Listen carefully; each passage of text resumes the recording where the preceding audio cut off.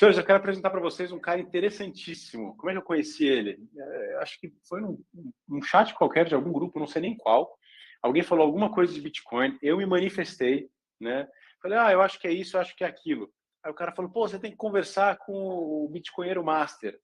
Aí me mandou um link do livro. Comecei a ler o livro, falei, porra, negócio interessante, bem interessante. E o livro começou a fluir, né? Um e-book online. E aí eu falei, pô, quero o contato do cara. Me passaram o contato do cara e eu conversei com um dos caras mais divertidos que eu já conversei. O Renato, ele é baiano. Então eu acho que todo baiano já começa com uns 5 pontos de diversão. É gente engraçada pra caramba. Ele fala rápido pra burro, né? Você tem que acelerar a mente quando fala com ele. Pensa mais rápido ainda. E tem uma personalidade assim divertidíssima, cara. Além de extremamente culto, conhecedor de vários assuntos. Então, Renato, seja muito bem-vindo, cara. Pode ligar seu áudio aí, cara. Deixa eu te perguntar Minha um pouco, honra, Renato. doutor. Conta um pouquinho da sua história pra gente, cara. Da sua vida. Minha pegada pública, eu não tinha uma pegada relevante digital até essa campanha de 2018. Na campanha de 2018, eu resolvi, como eu sou servidor público, eu tiro licença, eu poderia tirar licença, me chamaram para ser candidato, para ajudar a levar voto para o partido de Bolsonaro. Como eu era servidor público, digo, porra, eu vou meter 90 dias recebendo integral sem trabalhar para fazer militância das coisas, para dizer a verdade, né? Eu sou cristão, então eu acredito que Deus é a realidade das coisas, que o demônio é a negação da realidade das coisas. Jesus disse, eu sou o caminho, a verdade e a vida. Se você aceita a natureza das coisas, você não tem frustração, você não fica infeliz, você fica feliz, né? E quando você quer negar a realidade, como os comunistas, né, como os negristas, o pessoal de cota racista, como os feministas, quando você quer negar a realidade, você serve ao demônio. Então eu acredito que no meu papel, a minha obrigação é defender a verdade. E eu fui ser candidato estadual, uma campanha de brincadeira, eu tive 3.600 votos, mas aqui na Bahia é como se fosse 30 mil em São Paulo, porque a Bahia foi 80% PT. Bolsonaro na Bahia teve menos votos do que o senador que perdeu, né? Que por 1.000 votos não perdia para vereador em Salvador. Então, tipo assim, eu inclusive respondi vários PADs, respondi processo criminal, vocês pesquisarem o material da campanha na internet, Renata Moedo, tem lá, tem várias passagens bíblicas mostrando que o comunismo é uma coisa demoníaca e tal. E dentro do meu material de campanha também tinha uma defesa muito importante, muito grande, dizendo que o Brasil era um estado de exceção. Todos nós sabemos que não há mais estado de direito. Esse STF aí, eu prefiro ser julgado pela Sharia, pelo Tribunal de Cabu. Você não tem previsibilidade nenhuma jurídica. A aplicação da lei no Brasil é a exceção, não é a regra. A chefe da seleção da MPF foi a mulher lá, ela viu que foi flagrada ensinando o Black Bloc a cometer crime impunemente. Então, tipo assim, não tem um concurso sério no Brasil há mais de 20 anos. De juiz, professor, procurador, promotor, qualquer coisa que tenha uma fase oral, normalmente já se sabe antes quem é que vai ganhar o negócio e o critério não é de inteligência, ao contrário, o critério é político, né? Por isso que o Brasil é o único país da história da humanidade que durante 5 décadas o QI decresce sistematicamente. Aí depois dessa campanha, um cara que trabalhou comigo, Alan, fez toda a parte gráfica, ele é designer formado e tal, e disse assim, agora eu trabalhei de graça para você, agora você vai me fazer ganhar dinheiro. Você vai sentar comigo, a gente vai escrever um manual do Bitcoin, explicando por que o Bitcoin é a propriedade privada definitiva, porque o Bitcoin é a principal ferramenta contra o comunismo, porque o Bitcoin é a coisa mais conservadora desde Jesus Cristo nesse planeta, que foi Alan. Sentei com Alan, a gente fez um manualzinho, e hoje em dia Alan vive disso. Você vê que nas primeiras páginas ali tem mais de 20 mil reais só de páginas amarelas de anúncio. E o livro tá vendendo aí, vendeu aí uma média de 6, 7 mil por ano desde 2018, e hoje em dia ele vive disso. Eu não tiro um centavo com o livro, até os livros que eu tenho eu compro. E eu também não tive iniciativa. Eu me doxei, eu me expus no livro, já tinha me exposto numa campanha, eu declarei no TSE não sei quantas centenas de bitcoins, então já não tinha jeito de eu esconder que tinha. Já que eu ia morrer de qualquer maneira, ia morrer como homem, né? Isso é interessante, cara. Você chegou com 2 pés no peito, deu para ver assim, que você tem uma formação conservadora boa, você tem uma formação econômica também muito boa, e profissionalmente, cara, você está na polícia, né? Na Polícia Civil da Bahia. Eu fiz carreira acadêmica de verdade. Eu fui professor efetivo antes dos 30 anos, eu cursei doutorado em finanças na Mackenzie antes dos 30 anos, eu fiz mestrado por extraordinário, por lauda máxima, com summa laude, fiz graduação por extraordinário aproveitamento em direito, em engenharia, eu fui o primeiro DENAD no Brasil em 2006, eu fiz uma carreira acadêmica completa. Tipo assim, não tem como você dizer, o cara é idiota, não sei o que e tal, não sabe o que tá falando. Eu fui escola, fui bolsista na Holanda, fui bolsista lá na sala que Vivante fez a defecção de Vivante, fui bolsista na Itália, na Alemanha, na Holanda, fiz o Summer School em Chicago. Porra, o Summer School School que eu fiz, tinha gente que estava na banca de Moro. Por isso que em 2015 eu publiquei no jornal dizendo que Moro era vagabundo, dizendo, olha quem é Moro, olha quem é a mulher de Moro e tal. Naquela época eu já sabia, porque eu tinha feito o Summer School com a galera que tinha feito investigação social de Moro, tanto na universidade quanto no judiciário, né? Uhum. Ele era um cara complicado, eu não gostava dele também. Eu achei que foi um grande erro ter trazido ele para o governo depois da campanha. Ou seja, se é durante a campanha, vai ajudar, tudo bem, mas depois da campanha Não, já durante a acabou. campanha, O cara Bolsonaro deu a mão e deu as costas. é uma desgraça, desgraça. Mas Não, depois da campanha, o cara é só passivo, ele não tem nada de bom ó, para trazer. ó, Era um você pode, eu acho que a indemissível. gente pode se associar a vagabundo.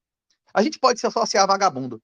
Se um vagabundo estuprar um filho seu, você não vai procurar a polícia, você vai procurar o bandido, não é isso? É Você vai isso aí, procurar a polícia ou o bandido? Se um vizinho é o seu, bandido. um menor de idade, estuprar o seu filho, você vai procurar o É o bandido, não é bandido, isso ou é. não? É isso aí, Tem é isso aí. situações que a gente pode ter que se associar a vagabundo. Bolsonaro podia usar Moro. A questão é que ele foi usado por Moro. O problema de Bolsonaro não foi indicar vagabundo, foi dar poder total a vagabundo, sem nenhuma contraprestação. Teve É, aumento da maioridade, redução da maioridade penal com Bolsonaro? Não. Eu posso ter menos arma não, hoje do que eu podia antes. Teve lei, não teve é. lei liberando arma, não teve. Bolsonaro foi o primeiro presidente em 100 anos que não mudou a tabela do. Tipo assim, não teve nenhuma redução significativa de Estado, teve nenhum ganho de liberdade. A questão é que o problema é Bolsonaro indicar vagabundo. Se ele indicasse Mendonça, se ele indicasse como do outro lado do PC do B, que virou, que nunca passou no concurso também, Cássio. Se ele botasse um Cássio da vida, pro Cássio botar os outros 8 caras na cadeia, beleza. O problema é que ele bota o Cássio lá sem nenhuma contraprestação, não é isso? É exatamente isso. Quando ele criou os ministérios, eu lembro que isso me incomodou bastante, porque ele dava os ministérios para os partidos, para pessoas dos partidos, sem nada em troca. Ele falou: não, são escolhas técnicas. Bem, você está vendo assim, o resto não está vendo assim, o resto está vendo que ganhou o ministério sem dar nada em troca. É uma desgraça mesmo. Mas deixa eu falar uma coisa, como que você fez essa carreira toda e foi para iniciativa pública, cara? O que você escolheu? O que você viu aí de interessante? É isso. Logo que eu saí da faculdade, eu entrei na polícia. Fui substituto, dei aula em faculdade particular, fui coordenador. Logo que eu me formei com 24, 25 anos, eu já não tinha condição de ser professor efetivo de universidade. Só fui professor efetivo com 28, 29 anos, aí fui fazer doutorado. Eu trabalho na polícia como perito criminal há 15 anos, exatamente porque esse trabalho me permitia trabalhar 7, 8 dias por mês com permuta. Eu vim aqui 15, 20 dias, eu ficava 3, 4 meses sem vir aqui, e me permitia morar na Europa, morar nos Estados Unidos, e conhecer lá Caimã e tudo mais, porque me dava flexibilidade de horário. Além do porte de arma, poder Entendi. dar o tiro e tal, a carteirada, né? Se não fosse isso, eu não teria sido servidor nunca. Eu sou servidor porque Uhum, é um negócio que dá flexibilidade de horário e benefícios que não são financeiros, né? uhum, Se eu não tivesse porte de arma e distintivo, eu não teria como morar na Bahia. Se eu já me uhum, doxei, tá na internet que eu tenho centenas de bitcoins, não vale a pena me assaltar, me roubar, sequestrar minha família, meus filhos. A questão é que eu sendo policial, eu tendo arma, aumenta um pouco o risco de uma porra dessa, não é isso? Eu ligo agora, o é secretário vai verdade. me atender. O chefe da DERCO, o chefe do BOP lá aqui da Bahia, tipo o chefe da delegacia, os caras sabem quem eu sou, sabem onde eu moro. Tipo assim, mesmo que eu tivesse milhões, eu não teria esse acesso que eu tenho graças ao concurso. Fica um pouco mais caro e um pouco mais arriscado sequestrar minha família, tentar me roubar, não é isso? Uhum. Sim, sim, entendo perfeitamente. E agora conta pra gente, como é que você começou a entrar nessa pegada do Bitcoin? Que ano que foi? Quando você descobriu esse assunto? Que o Brasil era um estado de exceção, eu sempre percebi. Mas eu era educacionista, eu era positivista. Todo mundo nasce achando, todo mundo nasce criança. Tipo assim, inclusive, eu acredito que Jesus veio para dar exemplo. Jesus só foi chamado de rabi com 30 anos. Jesus só fez um milagre antes dos 30 anos contra a vontade dele, que a mãe botou pressão lá nas bodas de Caná. Então, eu acredito que o homem só é homem acima dos 30 anos, inclusive por causa da questão fisiológica do fechamento do córtex pré-frontal e tudo mais. Antes dos 30, a gente assume riscos irracionais. Então, Uhum. eu fui criança. Quando eu era criança, eu me comportava como criança. Então, eu achava que existia lei e tudo mais. Aí eu fui caindo na real, e depois de 2008 eu percebi o negócio chamado juro negativo. Inclusive, eu fui para a Europa, fui para os Estados Unidos, achando que eu ia encontrar pessoas que ia conseguir dialogar sobre isso. Foi pior, porque aqui você explicava que o cara dizia essas coisas porque eu queria abaixo. Lá eu pegava QI alta. Eu tive professores, porra, aqui, Nobel, o cara com 150, 160 de QI, e repetindo socialismo, keynesianismo, teoria monetária moderna, que são coisas que, porra, para mim só um débil mental podia entender. Mas a questão Uhum. não é de inteligência, é de moral também. O comunismo não é falta de inteligência, é falta de moral. Tem um livro, É inclusive, que o professor verdade. Olavo indicava, que é Ponerologia Política, que explica. Ele é falta de inteligência, de caráter. Tanto da base do idiota útil, de acreditar no sentimento e não na razão, quanto no topo de usar porra instrumental, que são os psicopatas ponerológicos. Então, eu já sabia que o comunismo era o mal puro. Tipo, meus avós, tipo assim, na minha família, a aparição de Fátima sempre foi uma coisa que sempre era falada. Eu conheci gente que se fudeu em Vietnã, que se fudeu em Cuba. Meus avós foram na Europa Oriental, me contavam o que aconteceu na Polônia, na Alemanha, em todos os lugares. Eu tive várias pessoas que na minha infância eu convivi, que viveram as guerras de descolonização, que tiveram um filho empalado pela babá que dizia que amava o guri uma semana antes. Eu sabia que o comunismo era um mal puro, que isso ia chegar e tudo mais, que o mal da Rússia ia se espalhar pelo mundo. Isso sempre foi uma constante na minha infância. Agora, entender o Bitcoin é um outro processo. Eu tive que aceitar o juro negativo. Se você não aceitar, se você não entender o que é senhoriagem, não entender o que é juro negativo, de que a inflação real, se você aceitar que a inflação é um índice do governo, você já está sendo roubado. Você está renunciando a 5, 10% de sua riqueza por ano. Porque se nossos ancestrais, que não tinham ar-condicionado em casa, tivesse o ganho deles corrigido pela inflação oficial, também não ia ter ar-condicionado. Então, o milionário de 100 anos atrás, hoje em dia, é um mendigo. Por quê? Então, deixa eu pedir para você explicar alguma coisa. Explica, então, devagarzinho para o pessoal o que é senhoriagem, o que é a questão do juro negativo e quando isso começou. A senhoriagem sempre existiu. A senhoriagem é a remuneração pela emissão da moeda. Por exemplo, quando teve a revolta aqui em Confidência Mineira, é porque o governo cobrava uma taxa fixa de 20% para o ouro circular como dinheiro. A senhoriagem era 20%. Só que era 20% uma vez. Ele podia circular como dinheiro 1000 anos. Não tem o quinto dos infernos. O quinto era imposto de 20%, não é isso? Acho que...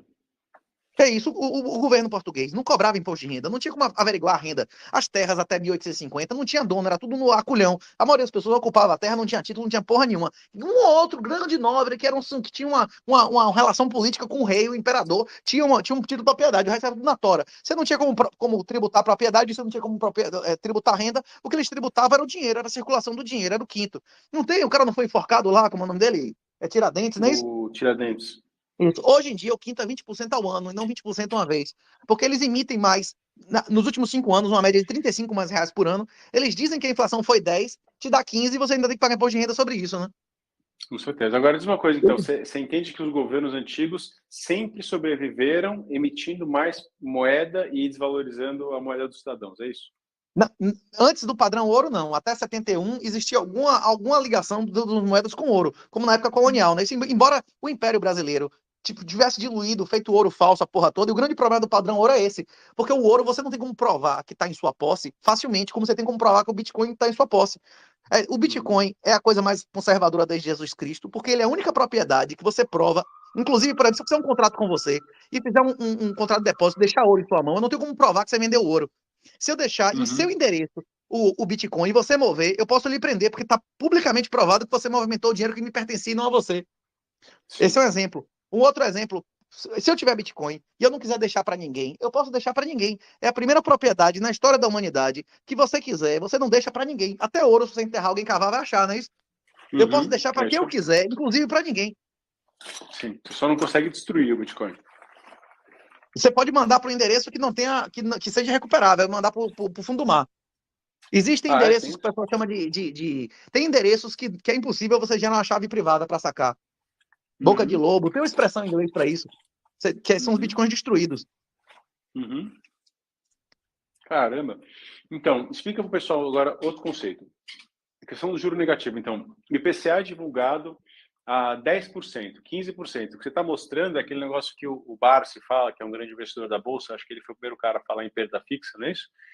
Que ele fala que eles divulgam que é 10, 15, mas na verdade é 20, 30, né? Você está perdendo muito poder de compra, só que os índices são todos manipulados. Explica melhor para o pessoal. Por que o índice mostra uma realidade? Na Red Pill, a gente já utiliza essa expressão perda fixa e perda variável desde 2018. E essa argumentação que ele usa para dizer que a renda fixa é uma perda, é verdade. Só que a conclusão é falsa. Por quê? Porque a conclusão é falsa. Tem vários motivos pelo qual, inclusive minha carreira acadêmica inteira, mestrado, doutorado, tudo que eu fiz, foi para mostrar por que mercados imobiliários não são sustentáveis em lugar onde não tem legalidade. Onde não tem legalidade, o minoritário não é protegido. Não tem como ter. Por que você vai lançar ações na Bolsa? No Brasil, se você consegue dinheiro subsidiado facilmente, o único motivo de você lançar qualquer título imobiliário, se tem dinheiro do BNDES, se tem dinheiro do Banco do Nordeste, se tem dinheiro para os amigos. O único motivo de você abrir capital é dar golpe no otário. Quantas ações da Bolsa existem hoje que existiam em 1970? Quantas ações da Bolsa existem hoje, de 1980? Várias. Todas perderam, todas sem exceção, perderam da renda fixa. E a maioria delas deixou de existir. Então, se você for num período intergeracional, que existe Bolsa no Brasil há 140 anos, nenhum período de acima de uma geração de 35 anos, o cara teve lucro. Nunca, nunca, nunca. O cara tem lucro de 10, 20 anos, depois perde tudo, as ações deixam de existir. Por quê? Porque no Brasil não tem legalidade, não tem proteção ao minoritário, e no Brasil tem pesados subsídios aos amigos do rei. Inclusive, se você ler lá o documento. O livro uma perguntinha. O livro lá, como é o Barão de Mauá, janelas... inclusive conta isso já há 150 anos atrás, não é isso? Não, vamos, eu quero entender isso melhor. Deixa eu fazer uma coisa. Se a gente vê algumas janelas, você tem ganhos expressivos na bolsa. O que acontece é que você pegar e estender muito essa janela vai dar errado, porque a bolsa é um ciclo, né? No cassino também, no cassino, na slot machine, tem janelas que você tem um lucro do caralho, mas isso não significa que você tem um valor presente líquido positivo. Qualquer loteria, quanto maior o risco, maior a remuneração. Tem na Bíblia isso, tem no Antigo Testamento, não é isso? Inclusive, até o Êxodo, o Levítico fala, quanto maior o risco, maior esforço, maior o retorno. Você tá num risco quase pleno de se fuder. Não é possível que de vez em quando você não ganhe no jogo do bicho, também tem gente que ganha pra caralho. A questão é que em média você perde, né? Ciclo. Imagina que você tem uma commodity, por exemplo. E você sabe que a commodity funciona em ciclos, né? Você tem períodos que ela sobe, períodos que elas caem. Se você soubesse expor a isso, você está ganhando. Então, não é todo mas no curto prazo. No mal. longo prazo, todas as commodities perderam por causa da tecnologia. A tecnologia tem um efeito deflacionário sobre as commodities. Por exemplo, nos últimos 5 mil anos, todos os séculos a prata perdeu do ouro. Nos últimos 500 anos, todos os séculos o cobre perdeu da prata. Nos últimos 3 séculos, todos os séculos o alumínio perdeu da prata. Tem uma relação que chama stock to flow, que determina a capacidade de alguma coisa de reter valor a longo prazo. No Antigo Egito, tem lá na pirâmide, que eles perderam dos assírios, fizeram um acordo de não sei quantas haces de prata, que equivalia a não sei quantos de ouro, e era 4-1. Na Antiguidade Clássica era 6-1. Na época de Jesus era 8-1. Na época pré-medieval era 12-1. Na época que fizeram os padrões metálicos era 16-1. Você acha que quantos gramas de prata compra um de ouro hoje? Hoje deve ser uns 40. 88, e chegou a 140 no passado. É isso, a prata só faz desvalorizar em relação ao ouro, porque todo o ouro minerado praticamente foi acumulado. A maioria da prata que é produzida, ela é desperdiçada, embora a distribuição na natureza seja entre 16 e 18-1, ela vale 80 vezes menos, porque a relação entre o estoque e o fluxo do ouro, ela é extrema. O problema é que o ouro também já teve fases de inflação pra caralho. Por exemplo, quando o pessoal chegou na América aqui, saqueou os incas, os astecas, já teve épocas do ouro perder 200... A Revolução Industrial, por exemplo, qualquer época que avance brutalmente a tecnologia ou que a população diminua e mantenha a mesma base monetária, existe o efeito deflacionário. A deflação é boa. A questão é que a inflação não é o aumento de preços. O aumento de preços é a consequência da inflação. A inflação, como era considerada antes da Segunda Guerra pelos tradicionais, é o aumento da base monetária. Se você aceitar IPCA, se você aceitar CPI, você está aceitando um critério que o governo muda na hora que quer, a cada 6 meses eles mudam o método de cálculo, bota a merda que quiser lá, o CPI já mudou acho que 37 vezes em 100 anos, né? Um negócio absurdo, e ele vai... mesmo que esse índice não fosse manipulado, ele não serve, porque naturalmente as coisas têm que ficar mais baratas, porque a população está aumentando, a economia de escala, e porque a tecnologia está aumentando. O custo de produzir qualquer coisa hoje é 10 vezes menor que 20 anos atrás, não é isso ou não? Deixa eu tentar só explicar então para o pessoal. O que você está dizendo é o seguinte: o governo ele emite, por exemplo, 20% da quantidade de reais que está em circulação no curso de 2022, digamos que ele colocou 20% a mais. A média dos últimos 10 anos é 27%, e a média dos últimos 5 anos é 35% de mais reais por ano. Se você não tem um retorno, descontado o risco e todos os custos de transação, imposto a porra toda, de 35% a ano, você está perdendo em real. Em dólar, infelizmente, nos últimos 5 anos, teve inflação maior do que a do real. Sim. Então, na verdade, você está querendo dizer o seguinte: a base monetária, os governos eles têm a liberdade, por meio dos bancos centrais, de aumentar a base monetária, ou seja, aumentar a quantidade de dinheiro em circulação. O Banco Central vai lá e compra dívidas do Tesouro, é o mecanismo pelo qual eles criam dinheiro do nada, né? Antigamente eles imprimiam mais dinheiro, ponto, né? Papel moeda, só que hoje não se usa papel moeda. Então, o Tesouro cria uma dívida, ele emite um título e fala assim: ó, gente, eu vou pagar para vocês 12, 13, 14% ao ano se vocês comprarem esse papel. Aí o Banco Central corre lá na frente e fala: opa, é tudo meu. Aí o Banco Central pega tudo e o Banco Central faz um leilão para os bancos privados, certo? Bancos privados, bancos públicos. Perfeito. E eles vão lá e vão repassando esses títulos para os investidores. E aí eles falam assim: gente, ó, quem quer comprar aqui meu título? Ele vai botar no fundo 10 vezes mais título, né? Porque ele tem a capacidade de se alavancar, né? Quando você compra um título, você compra um título. Agora, o fundo, no mercado, ele pode se alavancar em 10 vezes. Ele compra um título, mas na verdade ele gasta um título e ele compra 10, né? Então você quer dizer o seguinte: existe mais dinheiro em circulação. Essa pizza, que é a economia, ela está sendo cortada em mais fatias. A gente pegou uma pizza, ela estava de 8 fatias. E todo ano eles aumentam em mais 2 fatias. Você fala, cara, você estava com a quantidade de fatias e as tuas fatias estão valendo menos, porque as tuas fatias estão menores. Agora, você vai medir essa pizza em comparação com outras coisas, e você não vai chegar no índice legal de quanto você perdeu. A referência única que você tem que ter é quanto dinheiro os caras soltaram. É isso que você está dizendo, né? Para efeito de... é porque não existe mais investimento no sistema convencional, no legacy. Não tem investimento na bolsa, não tem investimento em renda fixa. Investimento, por definição, é onde você a aplicação, você tem um valor presente líquido positivo, que na média do cenário você vai ter ganho real e não perda real. Se você botar dinheiro, você está discutindo onde é que você vai perder menos em termos reais. E vou dar um exemplo extremo. Inclusive, o aumento da base não é só através do governo e do Tesouro. O governo também pode aumentar a base monetária, reduzindo o compulsório, aumentando a possibilidade dos bancos gerarem dinheiro através da reserva fracionária. Tá, explica o pessoal desses dois conceitos do compulsório e da reserva fracionária, por favor. É importante o compulsório é a quantidade de dinheiro que o banco tem que ter, ou em títulos ou em mecanismos líquidos, para mínimo. Tipo, se o banco está gerando, sei lá, 1 milhão de créditos em conta de cliente, quanto ele tem que ter para ser capaz de pagar os saldos. E o banco, toda vez que você deposita dinheiro lá, ele tem o direito legal de emprestar várias vezes esse dinheiro. E é por isso que existe reserva fracionária. Você bota R$100 no banco e ele fica com 10 para ele, todo o resto ele bota no mercado e repete. Então, aqueles R$100 que entra no banco vira R$1.000 emprestado por aí, é isso? Exatamente. Isso. Só que nem sempre foi assim. Até 71, existia alguma ligação com o ouro. Foi Nixon, com a guerra do Vietnã e tal, que desmoralizou. Agora, todas as grandes civilizações, a Grécia, Roma, todas as civilizações, teve o welfare, teve o estado de bem-estar social, depois teve a diluição da moeda, depois teve quando acaba a vinculação da moeda com o ouro, acaba a moral. Começa a vir feminismo, direitos excessivos das mulheres, essa putaria, viadagem, tudo isso aconteceu em Roma, tudo isso aconteceu na Grécia, todas as civilizações colapsaram. Isso é um ciclo intergeracional. A gente discute vários ciclos intergeracionais. Isso é natural. Não adianta ser contra isso, a gente tem que aceitar, não é isso? Eu tenho exatamente a mesma tese, meu amigo. Eu repito isso, que assim, a gente só consegue entender o mundo quando a gente trabalha no conceito de ciclos. O máximo que você pode fazer é para tentar fazer a parte boa do ciclo durar mais e a parte ruim do ciclo ser mais rápida. Você não tem como inverter um ciclo no meio do caminho, né? Você olha... E se preparar. A maré vai vir, a noite vai vir, o inverno vai vir, independente da nossa vontade. A gente tem que estar preparado, não é isso? É isso mesmo, exatamente isso. Então você percebeu esses mesmos padrões em todas as civilizações que colapsaram. As valorizações. Não, tem várias pessoas, tem várias teorias. Tem um cara que mencionou no livro 6 ou 7 ciclos intergeracionais. Sim, isso já foi amplamente divulgado. Inclusive, o cara que eu vi primeira vez falar sobre isso foi um cara que hoje em dia, se você mencionar o nome dele no YouTube, você é banido, que é o Stefan Molyneux, conhece? Conheço, opa, eu segui o Stefan Molyneux. Apesar dele ter uns lados meio doidão, ele falava umas coisas meio estranhas, mas no geral ele tinha umas ideias muito boas. Porra, esse cara recebeu mais de 4 mil Bitcoin de doação. Ele pregou pra galera comprar Bitcoin em 2012, 2013. E muita gente, porra, ficou grato e doou. Começou a dar 10, 20 pro cara. Ele, nas carteiras públicas dele, o cara recebeu mais de 4. Se esse cara guardou 10% desse dinheiro, tá aposentado, não é não? Com certeza. Mas que ele foi também calado, foi sumido, né? Não ouve mais falar dele. Não, ele se fodeu, ele deixou de existir na imprensa, né?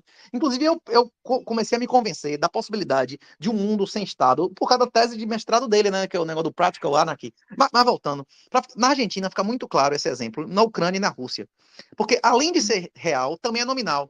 Se você for num banco lá na Argentina, ele te paga 35% ao ano. Você vai dizer, porra, 35, bom pra caralho. Só que a inflação lá é 45. Na real, você perdeu 10. O juro nominal é 35 e o real é menos 10, não é isso? Na Ucrânia e na Rússia hoje, a inflação é maior do que o título do governo. Se você for no banco, eles vão te pagar menos nominal. Os Estados Unidos estava zero, a Europa estava negativo, mas agora deu uma subidinha e voltou a ser nominal. Só que é nominal positivo, o real é negativo, né? Então, você quer dizer o seguinte, hoje a Selic te paga 14%, só que a inflação brasileira está mais próximo de, sei lá, de 25, 27, é isso?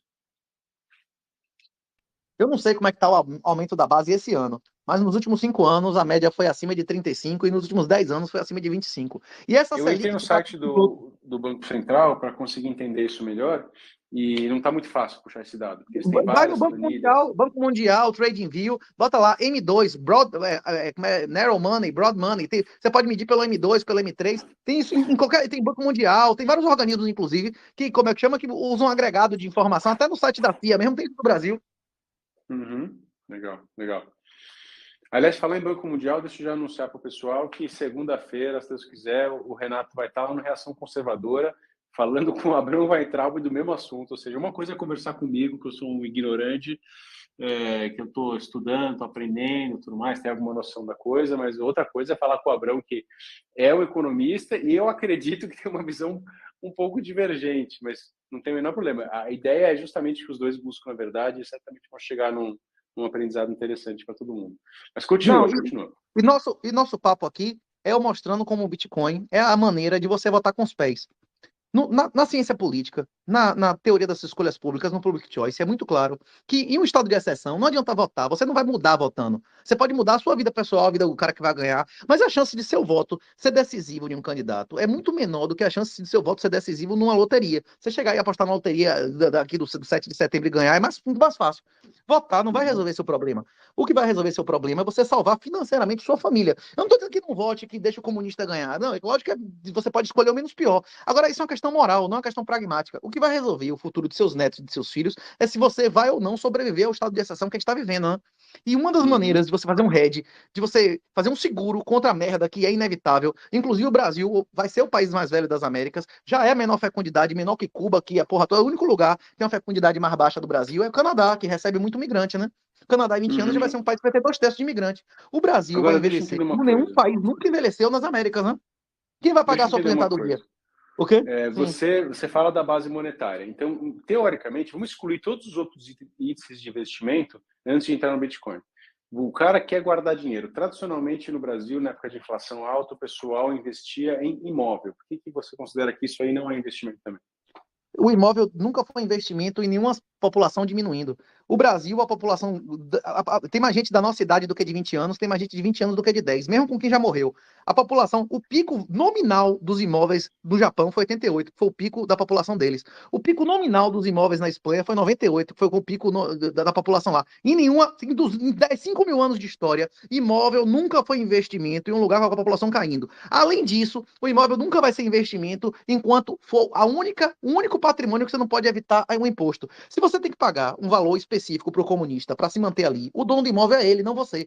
Nos Estados Unidos tem várias cidades fantasmas. Por que a cidade fantasma? Porque o imposto predial ficou tão alto que era mais vantagem de abandonar a porra do imóvel. É isso que vai acontecer. Sim. Com a internet ubíqua, com Starlink, a porra toda, vai ter cada vez mais gente morando na roça, mais gente morando em condomínio, mais gente morando em cidades menores, mais gente morando no motorhome, no trailer, no veleiro, e as cidades vão ter bairros vazios. Não, mas ninguém falou em imóvel residencial. Você pode estar falando de terra agricultável. Por que terra agricultável não é investimento? Porque não é sua. Você não tem propriedade sobre o imóvel. O que é propriedade no direito? Propriedade é o direito de usar, fluir, abusar e defender. Você não pode defender, se você matar alguém, você se fode, não é isso? O ladrão vai entrar lá fazer o que quiser. Você tem que pagar para se manter na terra, se você não pagar, você vai ser posto para fora. Não existe título de propriedade real no Brasil. Não, isso idealmente, mas você tem uma transação, isso existe. Você tem um terreno, ele rende com esse terreno, ele tem frutos desse terreno. Você tem propriedade absoluta ou você tem que pagar ETR? Não, você tem que ficar pagando imposto. Se entrar um vagabundo ali você matar, você vai ter um pepino do caralho ou não? Vai. É uma propriedade errada, tá tudo errado. Não é uma propriedade completa. Não é propriedade. Tá tudo errado. Você pode comprar direitos sobre imóvel. Se você entender muito, estiver disposto a morar lá e comprar um imóvel como consumo, beleza. Imóvel é consumo. Imóvel é para o seu prazer. Como investimento financeiro, você vai se fuder. Todos os grandes impérios da humanidade, Roma, Grécia, não sei o que lá, quando não tinha mais como arrecadava exclusivamente sobre terra, que é o que vai acontecer. É o único meio, é o único bem que você não tem como evitar imposto. Entendi. Você acha que é o seguinte, a gente acaba regredindo para aquela tributação sobre propriedade, né? Você pode ser tributado sobre renda, sobre propriedade ou sobre consumo. E que quando não dá mais para tributar o consumo, que a gente está no limite, né? A tributação sobre o consumo ele não tem como tributar o consumo e a renda porque o governo vai perder o controle. As pessoas vão começar a usar, inclusive, real sintético, que ele não vai ter como controlar. Eles vão tentar apertar com a CBDC, eles vão acabar com o dinheiro físico, como estão acabando na Europa. Então, é uma tendência mundial, né? Na Índia, a gente Israel já fala agora. Do CBDC mais para frente. Já falamos do CBDC mais uma vez. Só vamos matar a questão do imóvel antes. Então, é o seguinte, mesmo que o cara tenha uma terra agricultável, por exemplo, o Bill Gates está comprando terra agricultável, qual que é a lógica disso para ele? O título de propriedade. O título de propriedade de uma terra é baseado na reputação de quem está vendendo a sua terra. Amanhã a República acabar, os imóveis podem ser vendidos de novo no Brasil. Você não tem propriedade sobre a terra, você tem direito sobre a terra. A questão é que Bill Gates tem relações políticas com o governo que garante a propriedade dessa terra. Ele não está comprando terra porque ele acha que a terra vai valorizar. Ele está comprando terra porque ele tem como mudar a lei do país para valorizar a terra. A lógica é outra, pô. Entendo. E não só isso, ele está buscando uma classificação monopolística, né? Ele não vai estar com mais um player, vai estar como o player. E não, como Então a player, gente excluiu inclusive vai imóvel. definir qual é a lei da terra. Ele vai definir a legislação, não é isso? Entendi.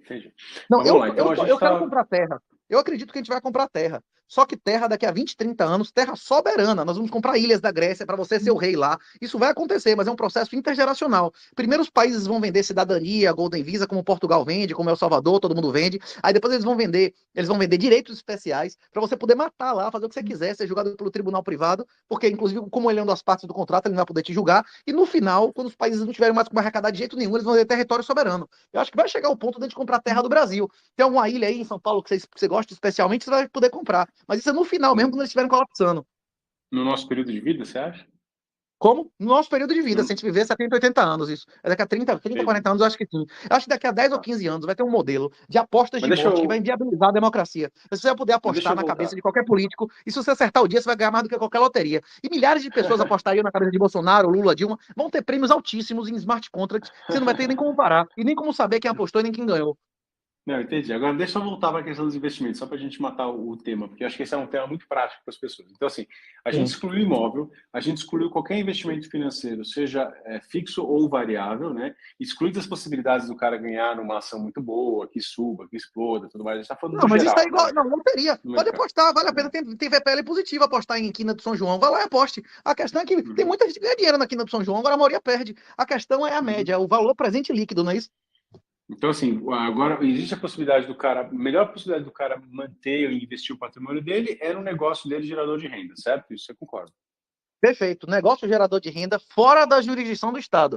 Você ter um comércio dentro de uma favela, você ter uma terra invadida. Exatamente. Se o governo tiver poder, se eu tiver jurisdição sobre você, você se fode. E ficou muito claro aí no Tranca Tudo, né? Sim. Mas uma coisa é você se fuder de vez em quando, outra coisa é você se fuder fixamente, né? Toda vez. Então, você, todo ano, ele vai me cobrar, não é isso? Sim, vai cobrar, mas aí você inclui isso nos seus custos e toca a vida, né? Você tem como ficar rico Isso reduz sua margem, né? no teu Você negócio. tem um sócio agora, né? Na verdade, você é o gerente, o dono é ele. Se você tem um imóvel, Claro. você tem que pagar IPTU. Você tem ele é o dono, você que tá pagando. Ele não vai perder nunca, né? Se você põe o imóvel tá vazio, ele continua recebendo. Você é só o gerente, né? Verdade. Quando você perde, beleza. Quando é sua perda. Quando você ganha, é nosso lucro. Eu entendo. E mas, ainda, assim, dá além da questão dinheiro. pragmática, tem a questão moral. Comprar imóvel no Brasil é financiar o STF. É você ser comparsa, financiador de Fachin, de Toffoli, desses caras todos. A única maneira, em um estado de exceção, tem duas maneiras de você votar: com os pés, desinvestir, ou com armas. O Bitcoin é uma arma. Em todas as guerras da história da humanidade, a criptografia sempre foi uma arma. Nós estamos em uma guerra de extermínio contra a liberdade. Com Bolsonaro, o monitoramento chinês avançou como nunca avançou no Brasil na história da humanidade. Você precisa de biometria para ser escravo ouro no Gov, para acessar diversos serviços públicos. A câmera, hoje em dia, câmera de reconhecimento facial em Salvador prende mais do que qualquer delegacia. Nós estamos avançando para um ambiente de monitoramento e de gamificação chinesa sem precedentes. Se você quiser não financiar isso, a única maneira que você pode fazer é parar de pagar impostos voluntários, sair da bolsa, sair do imóvel, sair do título e investir em coisas que você possa carregar com você. Obra de arte, pedra, Bitcoin, coisas que você consiga levar com você. Na China hoje, custa $100 mil ser tirado ou colocado da China. Você chega com passaporte ou visto, o cara lasca seu visto, seu passaporte na sua frente e manda você voltar para sua casa. Você acha que é impossível acontecer isso aqui? Aconteceu em lugares muito mais civilizados do que aqui, como na Austrália e na Nova Zelândia. Eu fechava a porteira dos escravos, né? Sim, mas não constante. Agora, deixa eu fazer uma pergunta. E ouro? Ouro é investimento? Investimento. O ouro é poupança. Por quê? Porque o ouro não ganha valor com o tempo. Com mais gente no mundo e com mais tecnologia, todas as coisas tendem a ficar cada vez mais baratas em ouro. E a questão, além disso, o ouro está sendo demonetizado. Ele primeiro foi demonetizado em 71, que o ouro era o valor do ouro, o market cap do ouro, o valor de todo o ouro do mundo, era mais ou menos igual à base monetária, que hoje em dia é 30 vezes maior. Primeiro o ouro foi demonetizado pelas Fiat, pelo fato do dinheiro não ser mais lastreado em ouro. E agora o ouro está sendo demonetizado. Que Fiat não é a marca do carro. Fiat é um termo em latim que quer dizer faça. Então, é dinheiro que você faz. É dinheiro que não tem lastro em Por nenhuma puro outra decreto. moeda. Em Isso, nenhum por outro puro... bem, nenhum outro ativo. Então, as pessoas, até Isso. hoje, quando você conversa com elas falam, não, mas o dinheiro está lastreado. Eu falo, cara, faz 50 anos que não está. Dinheiro fiat é o dinheiro que o governo imprime à vontade. Isso é chamado dinheiro fiat, é uma palavra em Se latim. você pegar uma cédula antiga de dólar, tem escrito, isso é conversível por X gramas de ouro. Até 1930, 1932, $20 comprava uma onça de ouro. Tem uma moeda de $20. Hoje em dia, uma onça de ouro é $2.000. Bateu 2.200 no ano passado. A Uma desvalorização foi onça de é, 99%. Né? O quê? uma onça é 38 gramas, né? Pra vocês fazerem a conta. É, tem a onça de comida e tem a onça Troy, não é isso? É um É isso. negócio, como é que chama? Como é que chama? Tem eu nem sei, tipo, é uma fração, não é nem um número de gramas redondo, é um negócio, porra, é métrica americana mesmo, né? Métrica inglesa, né? Não é do SI, É né? mais ou menos umas É, 38 gramas isso. nossas. Só que, se você for ver lá, o ouro nominal já teve maior em 2011, quando não tinha nem um quinto dos dólares que existem hoje. Quem comprou ouro em 2011 pode estar perdendo em dólar. Ou seja, foi diluído em 80%, porque o ouro está em um processo de monetização. O ouro, quando Uhum, os espanhóis saquearam os índios, passou por um processo de 220 anos de deflação, de diluição uhum, na Europa. É isso. Nós estamos uhum. em uma época que o ouro está sendo diluído pelas fiat sendo emitidas e pelos investidores tradicionais do ouro estão começando a investir em Bitcoin e outras coisas, né? Então, Como, por obra exemplo, de o arte diamante. é investimento? Depende muito. Se você entender do que você está fazendo, se não, não. Por exemplo, o diamante. Se acreditava durante 3.000 anos que só existia diamante na Índia. Aí depois acharam na África do Sul, depois acharam no Brasil. Se os caras não tivessem feito um cartel, hoje em dia diamante não valia mais nada, né? Sim. Não, o diamante tem uma característica que ele não é fungível, né? Cada um é um, você não tem como trocar ele fácil. Agora, pensa o seguinte, quando a pessoa fala em Bitcoin, ele sempre trabalha nos valores cruzados, né? A referência é cruzada. Quantos reais custa o Bitcoin, quantos dólares custa o Bitcoin? Então, quando você fala que o Bitcoin é o único e verdadeiro investimento, explica para a pessoa como que tem que descaracterizar ou desvincular com a questão de reais e dólares. O Bitcoin não é investimento. O Bitcoin é uma poupança como o ouro. Só que o Bitcoin é uma poupança superior ao ouro, porque a inflação do Bitcoin, a partir do ano passado, o Bitcoin é desinflacionário. O ouro 95% dos anos aumentou entre 2% e 4%. Existe uma taxa fixa que o ouro aumenta na história da humanidade. A humanidade nunca parou de minerar ouro e ela nunca parou de acumular ouro. Ninguém nunca jogou ouro fora. Então, tem ouro que foi minerado na época da Idade do Bronze, antes da crise da Idade do Bronze, há 5 mil anos atrás, que ainda está aí no cofre de alguém, não é isso? Então, tipo assim, existe uma Perfeito. relação de toque-fluxo com o ouro, que é muito difícil você aumentar 5%, mesmo que exploda a produção, você não chega a aumentar 5% do estoque, porque são milhares de anos de estoque de ouro. Então, a inflação do ouro é bem baixa. Só que a inflação do Bitcoin começou altíssima, aí depois a cada 4 anos vai baixando num processo chamado halving. A Tá. inflação do Deixa eu Bitcoin só já é explicar para o menor do que a do pessoal, ouro. calma, calma. Deixa eu explicar para o pessoal rapidinho, para quem não está acompanhando. Então, vamos lá, o Bitcoin, como é que ele é gerado? As máquinas que fazem parte do sistema deles, qualquer um pode ligar uma máquina, eu posso ligar meu computador e virar um minerador de Bitcoin. Ou seja, minha máquina está sendo usada para processar as transações de Bitcoin no mundo e, em recompensa, de vez em quando eu vou ganhar uma fraçãozinha de Bitcoin que o pessoal chama de Satoshi. Né? É o nome que eles inventaram. O Bitcoin pode ser muito fracionado. Então, eu vou ganhar alguma coisinha. Então, isso vira um business para mim.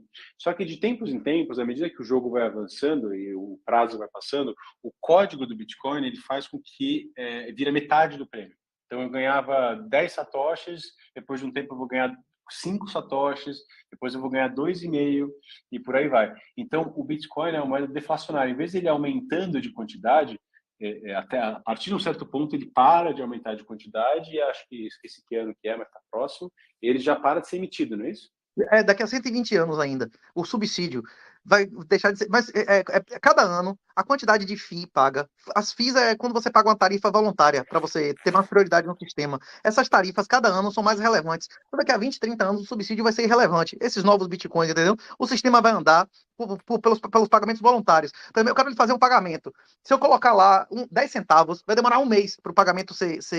Porque eu vou ficar na fila até chegar a minha vez. Se eu colocar Uhum. R$ 2, vai em 10 minutos. Porque as pessoas que querem mais prioridade vão botar mais dinheiro e aí vai ter mais grana para ser dividido pelos mineradores. Isso. Então, assim, eu A quero te inflação do pagar. Bitcoin, Eu como? quero te pagar. Então, eu vou lá. Eu tenho várias formas de pagar. Eu posso fazer um Pix, que eu não pago nada. Eu posso fazer um TED, que em algum lugar tem a taxinha. Ou eu posso te fazer um pagamento em Bitcoin. Na hora que eu te Isso. faço um pagamento em Bitcoin, eu tenho uma taxinha lá que eu posso pagar para ser mais rápido, para você não ficar me esperando 15 minutos. É isso? Isso, perfeito. Você também pode pagar Bitcoin de graça. Só que em outras redes que não é on-chain, que não é a principal. Você pode pagar na Lightning, na Liquid, tem várias maneiras de você transferir Bitcoin de graça. Só que você não vai ter registro público eterno daquilo. Se você quiser entrar na internet, comprovar o endereço que tá, que dia foi feito, você botar uma mensagem lá, escrever, eu paguei a Vitor, o DOT da minha filha, não sei o que lá, assim, assim. Se você quiser um registro público daquilo, você vai pagar. Só que você paga o quanto você quiser. Só que quem pagar mais tem mais prioridade. Quem pagar menos vai ficar na fila esperando. Pode demorar quanto tempo hoje em dia? Antigamente, quando eu operava mais isso aí, demorava às vezes até 15 minutos. Tinha época Não, que demorou meia tem hora. um bloco mais ou menos a cada 10 minutos. Se você botar um pagamento suficiente, vai em 10 minutos. Se você botar um pagamento até 10 minutos, né? E se você botar um pagamento fodido, pode demorar uma semana, 10 dias. Então, eu vou explicar para o pessoal. O Bitcoin ele tem um blockchain, né? A essência do Bitcoin é o blockchain, o conceito de que ele vai criando um bloco de informações, trocando os dados do que está acontecendo. Então, ele diz que A passou tanto para B, B passou tanto para C, e até agora ninguém conseguiu hackear esse blockchain, ou seja, essa escrituração digital e pública. Quando eu Isso. operava E se esse alguém negócio, conseguisse hackear, shortando antes, ganharia bilhões de dólares, ganharia muito dinheiro. Se alguém tivesse.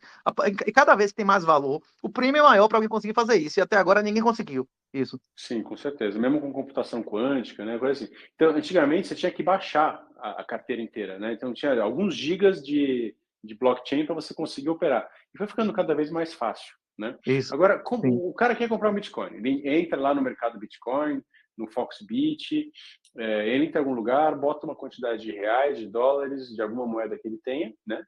Se for no Brasil, só reais, e ele vai lá e compra uma quantidade de Bitcoin. Como é que ele faz a partir de agora para manter esse negócio em segurança? Explica o pessoal. O ideal é que ele pegue um dispositivo qualquer, que não tem acesso à internet, um celular, um tablet, um computador velho, baixe uma carteira, qualquer carteira, num pendrive, num cartão, bote nesse negócio, ou, por exemplo, acione a internet no celular velho, baixe uma Blue Wallet, um Electrum, qualquer carteira, depois desative a internet e gere seus endereços offline. O Bitcoin permite que você tenha contas mais sigilosas do que as contas antigas numeradas da Suíça, porque ninguém no mundo sabe, o que nunca foi na internet não tem como ser hackeado. O ideal é que Agora você explica. sempre gere suas chaves. As chaves públicas é onde você manda o dinheiro, que são os endereços. O endereço é uma derivada dele, é uma simplificação. E as chaves privadas é como o e-mail. O e-mail é a frase necessária para eu mandar e-mail para você. E a senha do e-mail é o necessário de mandar a mensagem daquele e-mail. A mesma coisa. As chaves públicas no Bitcoin são os endereços, é para onde manda o dinheiro. E as chaves privadas é a senha necessária para movimentar aquele dinheiro.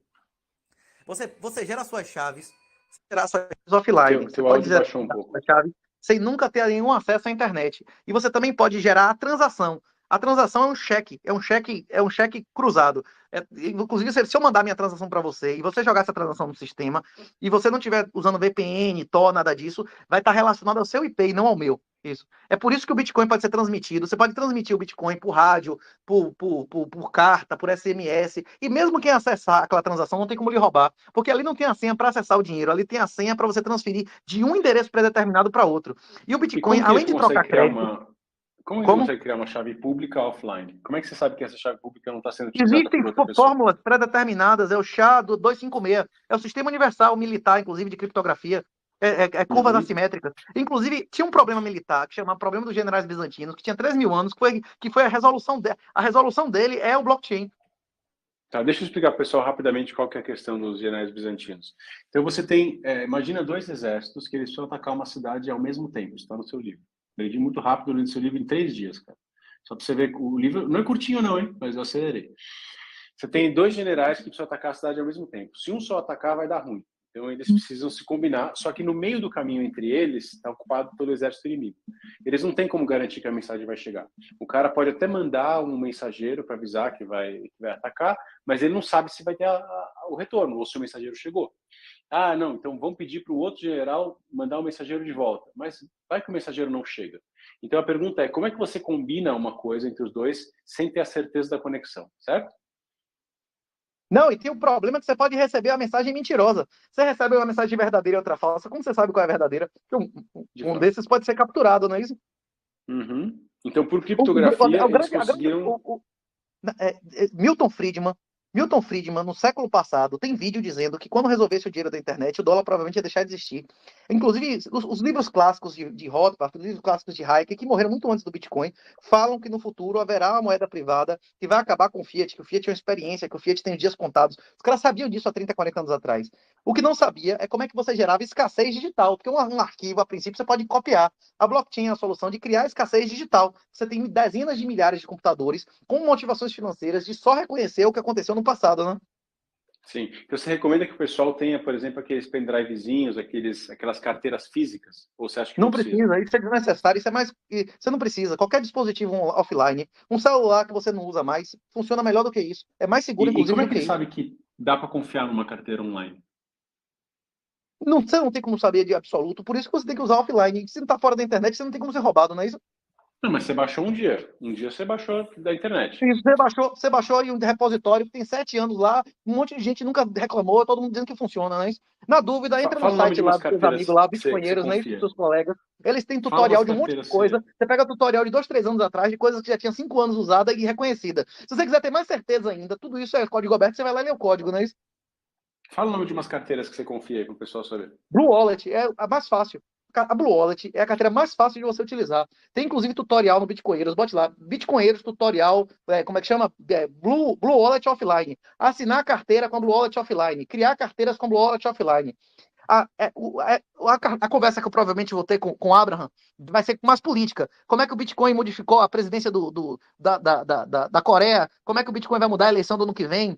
Por que Bolsonaro não sabe o que é Bitcoin, não é isso? Como é que o Bitcoin modificou a porra do aspecto político lá na Ucrânia? Que 20% da população na Ucrânia já tinha Bitcoin antes da guerra. Os políticos eram 35%. Hoje a minha conversa não é tão assim como é que o Bitcoin vai mudar a política, como é que o Bitcoin vai mudar a família dessa galera que tá me ouvindo, não é isso ou não? É isso mesmo.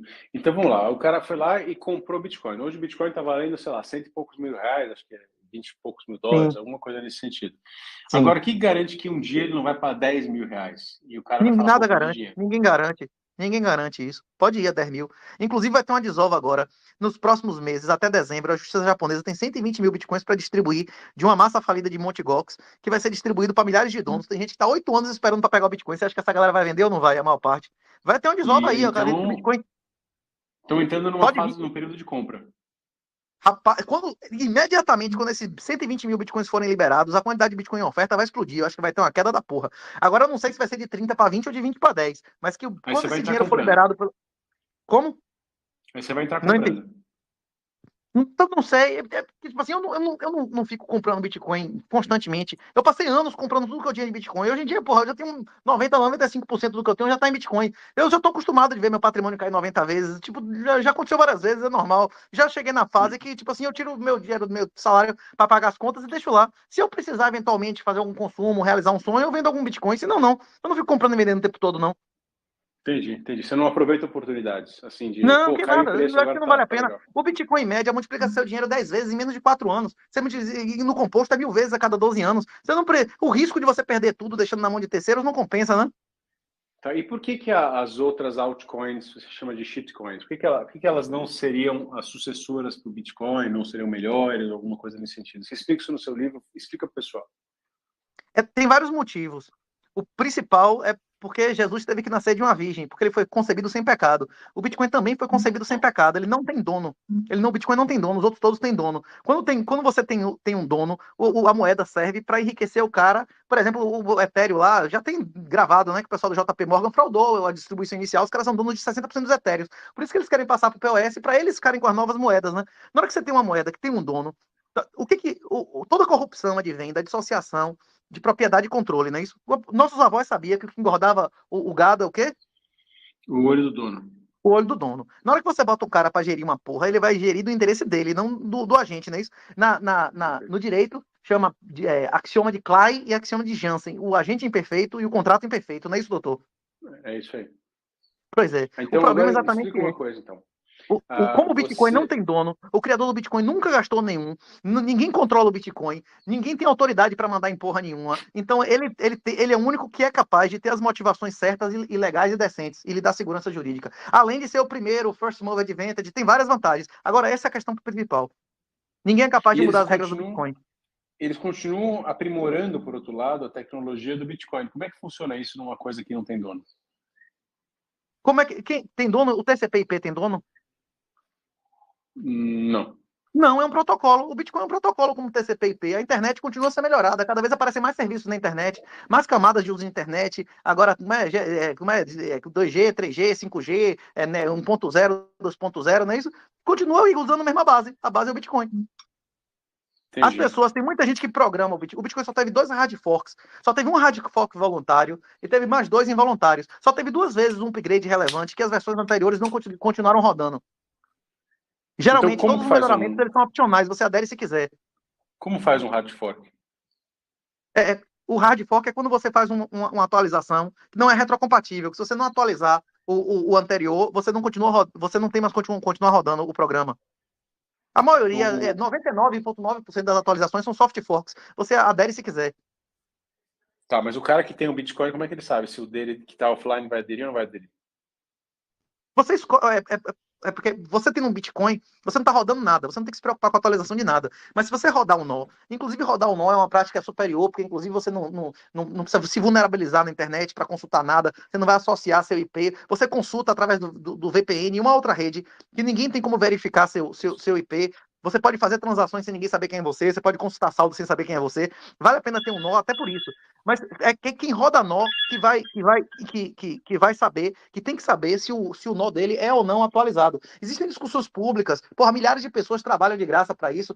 E é como eu estava conversando, quantas pessoas ficaram milionárias e bilionárias com isso? Eles não têm, a maioria deles programadores, esses caras não têm interesse de dedicar algumas horas da semana dele para manter e ampliar a riqueza dele? Sem dúvida. Pois é. Sem E se uma dúvida. pessoa é E agora capaz de vamos deixar um falar. computador rodando 24 horas por dia um nó, ele também é capaz de acompanhar as discussões e ver se vale a pena ou não atualizar, não é isso? Sim, sem dúvida. Agora, vamos falar do CBDC, né? A moeda digital dos bancos que vai substituir o real físico, né? O dólar físico.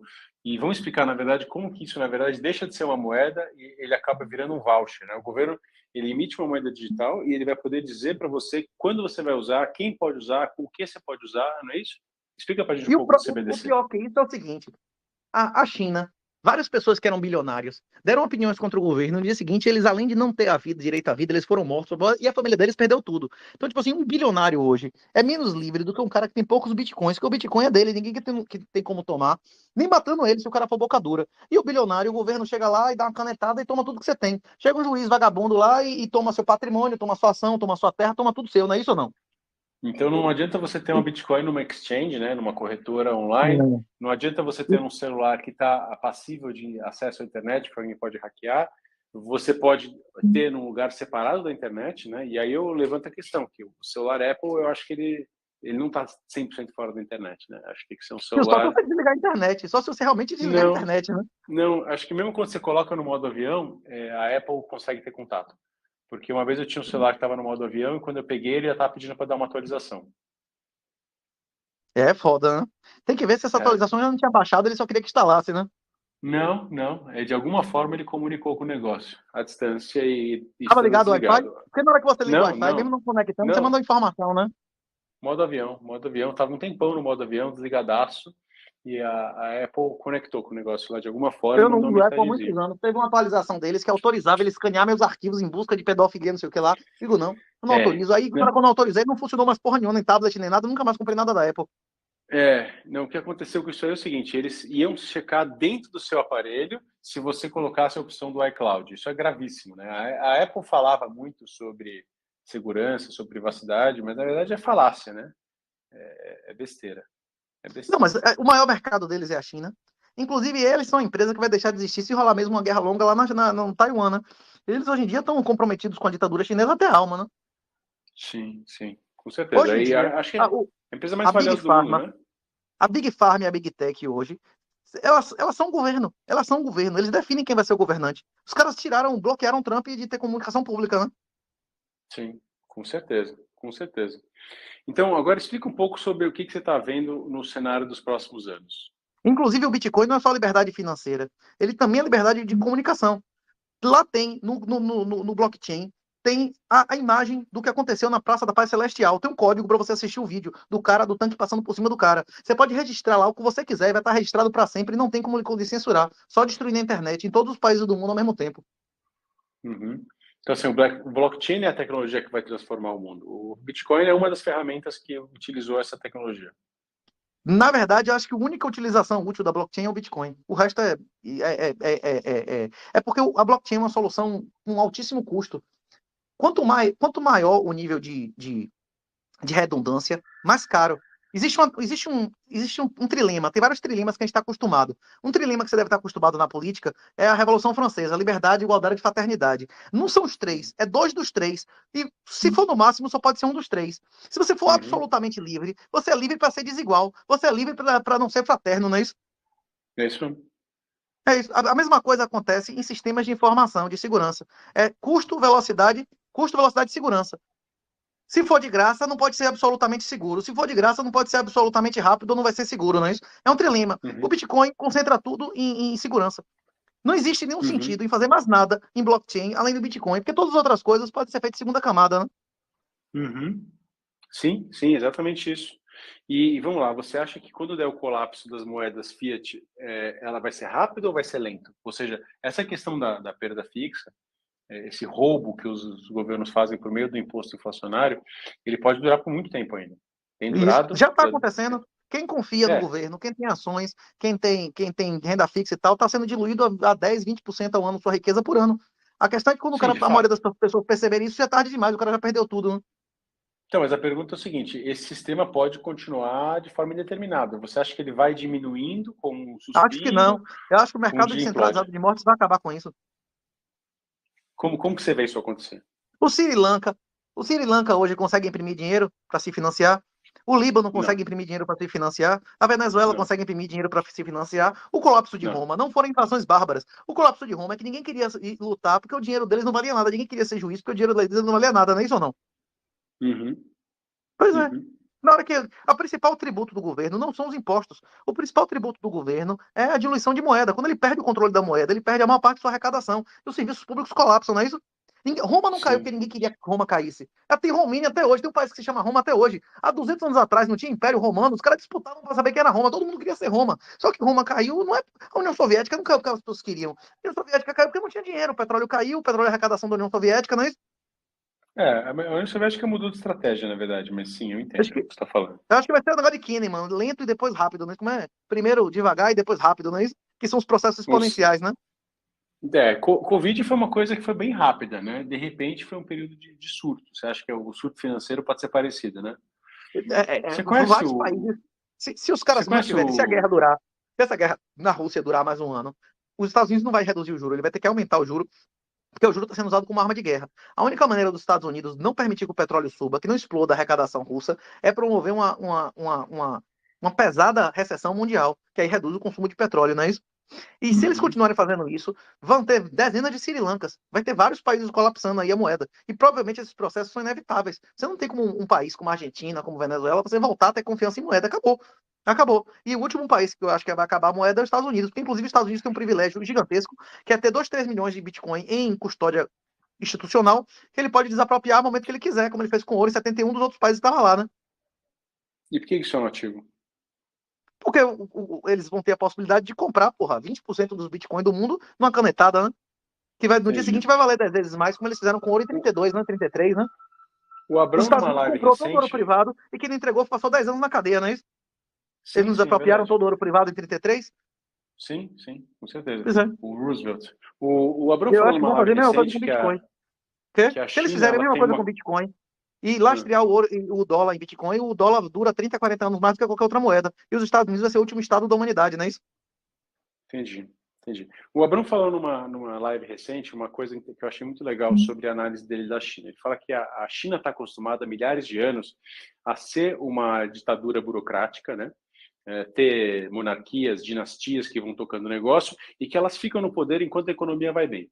Ninguém reclama enquanto a coisa está crescendo, está funcionando, né? Eles encaram o comunismo como mais uma dinastia, daquelas que eles já tiveram nos últimos 2, Mandato 3 mil divino, que eles anos. chamam isso, né? Que É isso aí. desastres naturais e tal seria sinais de Deus, da natureza, de que ele da deslegitimação do imperador, né? Isso. Só que, assim, eles veem o Xi hoje como imperador do mesmo jeito que os antepassados dele também tinham lá o Tang, o Shang, sei lá quem que é. E aí, em determinado Han, né? determinado momento, se a economia na China começa a ir mal o suficiente, começa a ter revoltas, e aí eles podem perder o controle. Né? Você entende que, e eu falei uma vez com um investidor, um cara que tem uma ideia meio parecida com a gente, e ele falou que é uma coisa muito interessante também, que a única pessoa que pode salvar a China são os chineses, né? São os únicos. O dia que eles fizerem uma revolução lá dentro, eles vão resolver o problema. Não tem como vir alguém de fora. A gente tem registros históricos, tem coisas que já aconteceram na história da humanidade, tem coisas que nunca aconteceram. Eu acredito no Deus do impossível. Você já foi em Portugal, Vitor? Não. Nunca foi em Portugal? Não, eu gostaria. Em toda casa portuguesa tem um galo, o galo de Barcelos. Tem isso em todo lugar em Portugal. É a coisa mais comum, você tem mais do que o brasão do país. O galo de Barcelos é o seguinte: você acredita que um galego estava fazendo o caminho de Santiago, ele foi acusado de estupro, assassinato e tal, ia matar o cara. Ele orou a Deus, ele pediu a Jesus e a Santiago, disse: olha, se eu for morrer, me mate agora. Eu entrego minha vida em suas mãos, só que não quero morrer como um vagabundo, porque além de envergonhar minha família, eu vou envergonhar todas as pessoas que vão fazer o caminho de Santiago no futuro. Quando passar um missionário aqui, eles vão dizer ali vagabundo e tal, como estuprador, não sei quem, não é isso? Uhum. Aí o Santiago apareceu no sonho dele e disse assim: eu estou aqui em nome de Jesus Cristo, você pode dizer para o juiz que eu vou dar um sinal em conteste de sua inocência. Ele chegou no juiz, o juiz nem queria falar com ele estava comendo uma galinha lá, disse: rapaz, você já é um cara morto, fala o que você quiser que você vai morrer. Ele falou assim: eu estou aqui em nome de Jesus. Santiago apareceu no meu sonho e me assegurou que ia ter um sinal em conteste de minha inocência. Todo mundo começou a dar risada e a galinha assada na mesa levantou e cantou. Uhum. Você acredita que Deus pode fazer uma galinha assada se regenerar? Cara, milagres são possíveis, né? Deus pode tudo, é o Deus impossível, não é isso? Pronto, milagres são Sim. possíveis. O Japão, a China precisa de um milagre desse nível para deixar de se fuder. Porque nenhum país na história da humanidade nunca se regenerou de uma queda de 2,2 filhos por vagina. A China hoje tem 1,1, os dados deles são mentirosos, eles dizem que tem 200 mil pessoas mais. Tipo, o dado oficial tem um Brasil a mais de gente que não existe, é tudo mentira. A China hoje, em idade fértil, tem 38 milhões de homens a mais. Eles abortam as meninas, porra. Tipo, a quantidade de vaginas, a quantidade de vaginas na China em idade fértil diminui a metade a cada 25 anos. Se isso continuar, daqui a 100 anos, vai ter quantos por cento mulheres menos do que hoje? Metade, metade, metade, 4 vezes. E quanto é? O muçulmano reproduz 3 filhos para cada mulher, não é isso? Uhum, sim. O Então, na verdade, muçulmano a não questão aborta a não é o menina. tamanho Então, da o muçulmano população vende a deles. menina. O quê? Como? A questão não é o tamanho da população, é o viés. Se está em viés de crescimento, Rapaz, o crescimento tamanho da econômico. Se está em população viés e a de... idade dela determina muito a riqueza e a capacidade de um país. Inclusive a população dela comparativamente com os outros países do mundo. A China e a Índia tinham um PIB maior do que os 70 milhões de romanos, porque eles tinham mais do que 70 milhões de pessoas, não é isso ou não? Sim, a maior riqueza do país são as pessoas. Isso, as pessoas. E não é vagabundo qualquer pessoa, é pessoa jovem, capacidade de empreender e trabalhar, não é isso ou não? Isso. E com viés de alta, né? Porque se tiver em viés de baixa, Pois é. é aquele negócio do imóvel. Você falou, dá para ganhar dinheiro com o imóvel em população crescendo. Sim. Cara, muito interessante. Meu amigo, eu vou te falar uma coisa. A gente deu 1 hora de papo. Acho que tá um tamanho longo aí, decente para o nosso papo. Eu vou fazer o seguinte, eu vou encerrar esse áudio, eu vou abrir para perguntas para ficar num outro áudio. Pode ser? Se você me mandar esse arquivo, eu boto nos canais aí. Tem um pessoal que faz uns repositórios aí de minhas conversas, que às vezes a galera tem interesse, viu, doutor? Eu vou botar para você e para todo mundo aqui no canal. Tá? Então, Se assim, você ó, me eu vou mandar o fechar arquivo esse... Leon, eu fico muito grato. Alguém tem alguma Não, vai ficar dúvida aí pra aqui. gente bater papo? Não, a gente vai abrir um segundo chat. Eu vou fechar esse aí e vou abrir um outro agora na sequência. Todo mundo volta e pergunta quem quiser, tá bom? Valeu, sim, senhor. Cara, muito prazer falar com você. Papo legal. A gente podia falar mais 1000 horas e vou ter outras oportunidades ainda. Um abração, gente. Minha Já vou honra. abrir o outro chat, tá bom? Vou abrir o outro chat. Um Valeu, um abraço. abraço. Tudo de bom.